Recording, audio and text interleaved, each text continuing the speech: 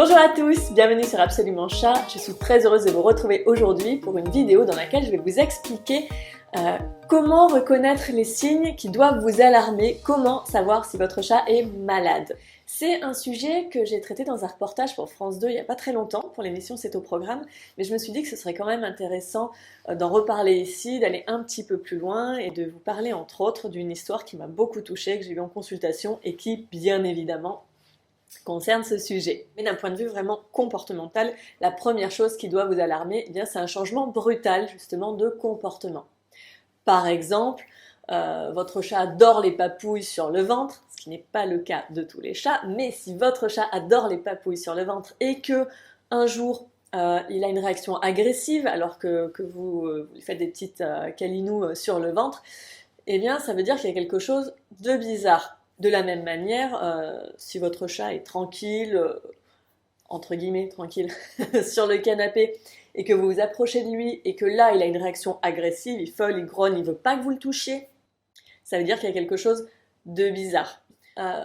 D'autres exemples, tout bêtes, et d'ailleurs dans le reportage sur France 2, il y avait le témoignage d'une femme qui part 2 fois à sauver ses 2 chats, parce que justement elle a été très vigilante et elle s'est rendue compte qu'il faisait des choses qu'il ne faisait pas du tout d'habitude. C'est vraiment ce qui l'a alerté et c'est aussi ce qui lui a permis de sauver vraiment ses chats. Ils auraient vraiment pu mourir.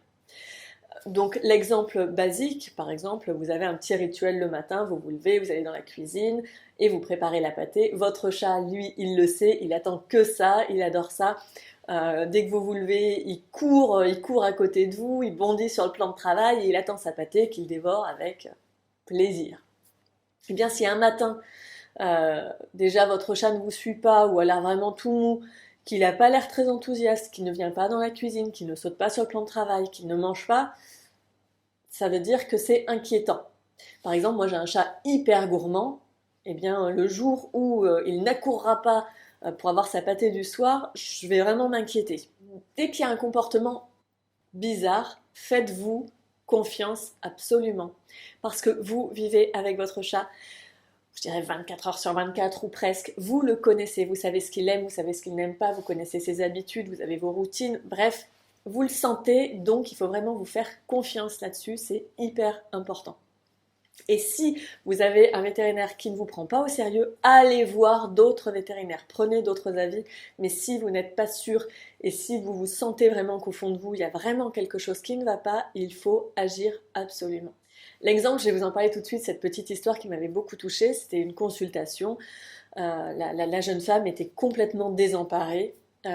C'était, on va dire, entre guillemets, son dernier recours parce qu'elle se disait je ne comprends pas, j'ai vu le vétérinaire, j'ai demandé des analyses, a priori il n'y a rien dans la prise de sang, je crois qu'il y avait quand même eu ça, mais le vétérinaire semblait dire non, il n'y a rien, c'est dans votre tête.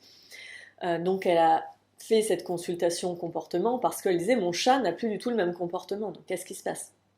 Je fais la consultation, j'observe tout l'environnement, le relationnel, les habitudes, bref, techniquement, il n'y avait rien à faire de ce point de vue-là. Donc c'était pas de mon ressort. Par contre, effectivement, je vois le chat, je vois qu'il est mal en point, il avait un poil gras, terne, il avait l'air renfrogné, on voyait qu'il n'était pas bien. Et puis elle me dit, il vit maintenant sous le lit de la chambre. Dès que je m'approche de lui, il est agressif, il feule. Il fait ses besoins sous lui, donc elle a même mis un bac à laitière sous le lit pour qu'il puisse faire ses besoins sous le lit. Enfin, elle disait, il ne sort plus, alors que normalement c'est un chat plein de vie, qui court, qui est très pot de colle, très câlin. Et franchement, du coup, ça a vraiment été une consultation pour la rassurer et pour la conforter dans sa croyance, dans son intuition. Je lui ai dit, vous avez raison, il va pas bien votre chat, il faut continuer. J'ai été là finalement que pour la soutenir vraiment moralement.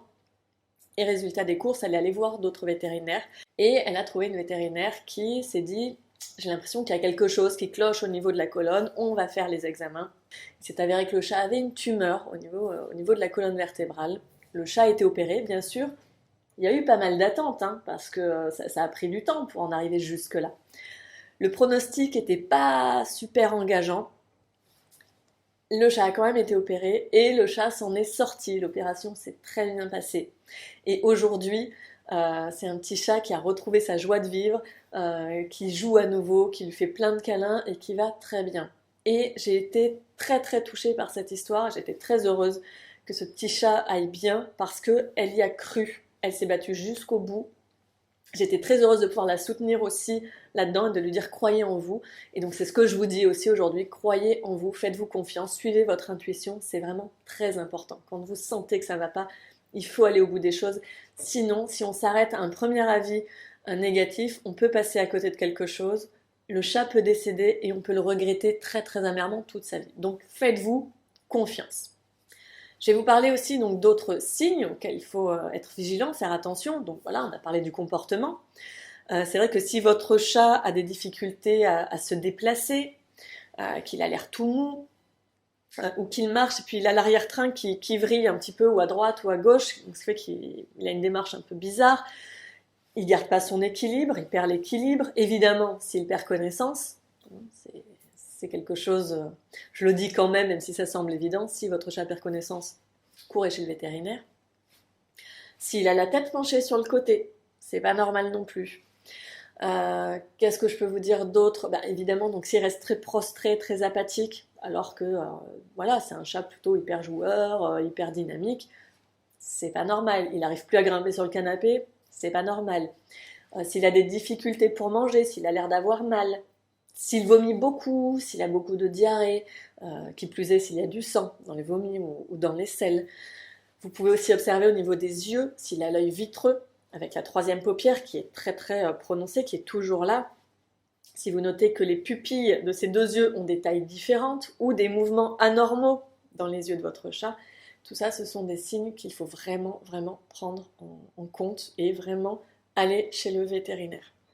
Évidemment, plus tôt on agit, plus on a de chances de sauver son chat. Alors peut-être aussi que vous vous posez la question de comment anticiper ces problèmes, ces accidents. Il n'y a pas de recette miracle, mais moi ce que je vous recommande vraiment, c'est d'aller voir votre vétérinaire au moins une fois par an. Que vous fassiez vacciner votre chat ou pas, allez voir votre vétérinaire au moins une fois par an. Ça permet d'avoir un bon suivi, ça permet de suivre vraiment l'état de l'animal. Et alors surtout, un autre conseil, c'est quand votre chat a 8 ans, faites-lui faire un check-up complet. Parce que souvent on parle de faire un check-up complet quand le chat a 10 ans. Mais si vous le faites quand il a 8 ans et que vous le refaites 2 ans plus tard, donc quand il a 10 ans, votre vétérinaire, il va avoir des bonnes données. Il va se rendre compte de ce qui a évolué ou ce qui n'a pas évolué, bien sûr. Mais s'il voit des choses qui ont bougé, il saura quoi observer, il saura sur quoi il faut être plus vigilant pour maintenir votre chat en bonne santé le plus longtemps possible. Voilà, j'espère que cette vidéo vous aura un petit peu éclairé sur le sujet. Moi, je vous invite à me retrouver donc sur le blog absolumentchat.com où je vous donne plein de conseils, plein d'astuces, comme toujours. Retrouvez-moi aussi sur les réseaux sociaux, sur Facebook, sur Instagram. N'hésitez pas à mettre un petit pouce vers le haut, ça fait plaisir, à partager la vidéo autour de vous, si vous sentez qu'elle peut aider des personnes de votre entourage, partagez-la. Et puis je vous retrouve très bientôt dans une prochaine vidéo. Bye bye!